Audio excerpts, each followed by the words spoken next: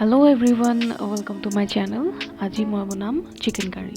Chicken curry বনাবৰ কাৰণে মই ফাৰ্ষ্টত বস্তুখিনি ৰেডি কৰি ললোঁ। চিকেনখিনি ভালকৈ ধুই লৈছোঁ। বাকি মছলাখিনি মই ৰেডি কৰি ললোঁ। পিঁয়াজ আৰু জলকীয়াখিনি মই পাতলা পাতলাকৈ কাটি ললোঁ। লগত নৰসিংহ পাত কেইখিলামানো আছে। আলুখিনিও মই ফ্ৰাই কৰি লৈছোঁ। আদা নহৰুখিনিৰ লগত মই কেইটামান জালুক দি মই খুন্দি লৈছোঁ। এতিয়া মই বেছি তেল নিদিওঁ, অলপমান তেল দিম। তেলখিনি গৰম হোৱাৰ পিছত মই পিঁয়াজ জলকীয়াখিনি মই দি সেইখিনি মই গোল্ডেন ব্ৰাউন কালাৰ হোৱালৈকে মই ভাজি ল'ম।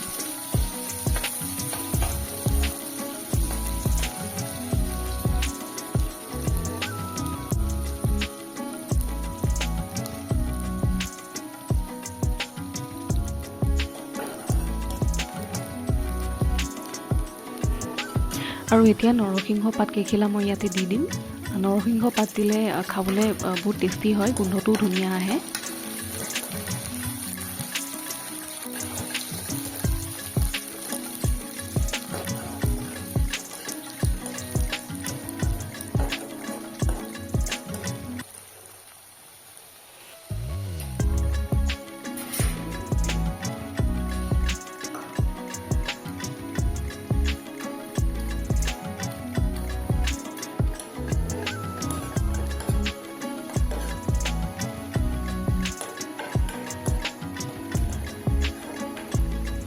পিঁয়াজখিনি লাহে লাহে অকণমান ৰঙচুৱা হৈছে। এতিয়া মই খুন্দি থোৱা আদা নহৰু জালুকৰ যিটো পেষ্ট আছিলে সেইটো এতিয়া মই ইয়াতে দি দিম।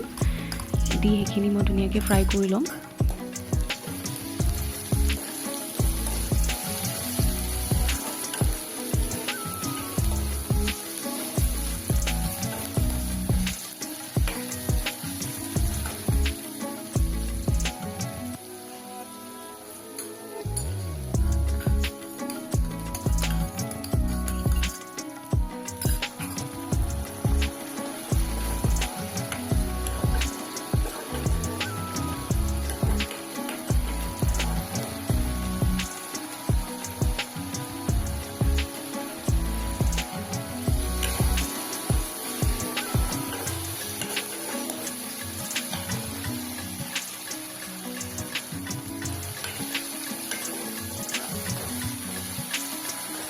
আদা নহৰু কেঁচা গোন্ধটো যোৱাৰ পিছত যিখিনি শুকান মছলা মই ৰেডি কৰি ৰাখিছিলোঁ সেইখিনি ইয়াতে এতিয়া মই দি দিম।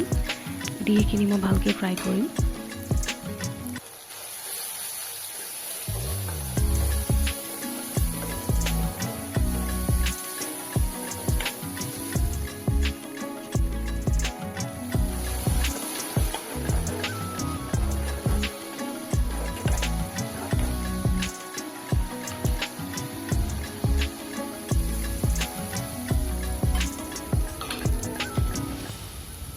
মছলাখিনি ফ্ৰাই হৈ গ'ল। এতিয়া মই ইয়াতে চিকেনখিনি দিম। চিকেনখিনি মই একদম পূৰা ড্ৰাইকৈ ফ্ৰাই কৰিম, পানী নিদিওঁ অলপ টাইমলৈকে।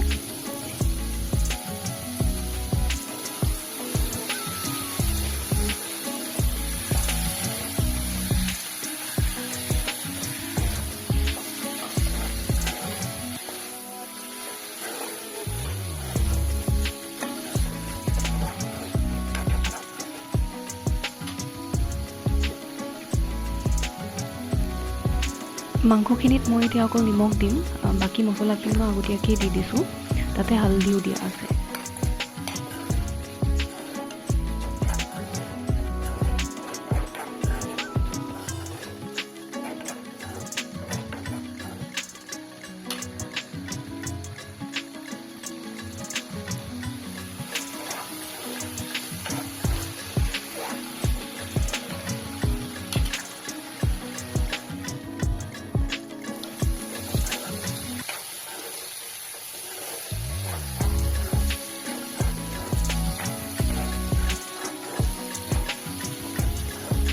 ফ্ৰাই কৰি থোৱা আলুখিনি এতিয়া ইয়াৰ লগত দি দিম। দি পেলাই অলপ টাইম মাংসখিনি ফ্ৰাই কৰিম।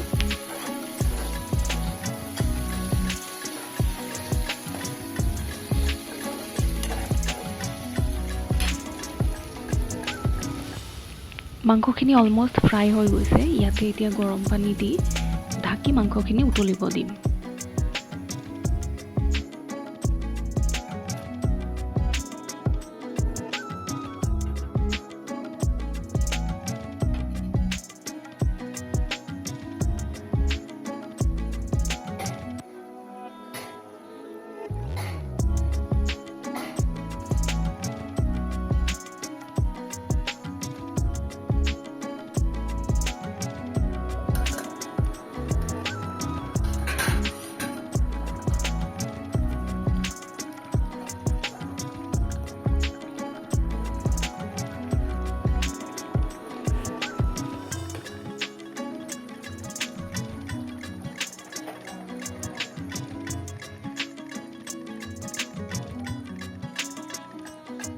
মাংসখিনি হৈ গ'ল, কিন্তু মোৰ তাত ধনিয়া পাত নাই, সেইকাৰণে নৰসিংহ পাত দিয়ে গাৰ্নিছ কৰিম।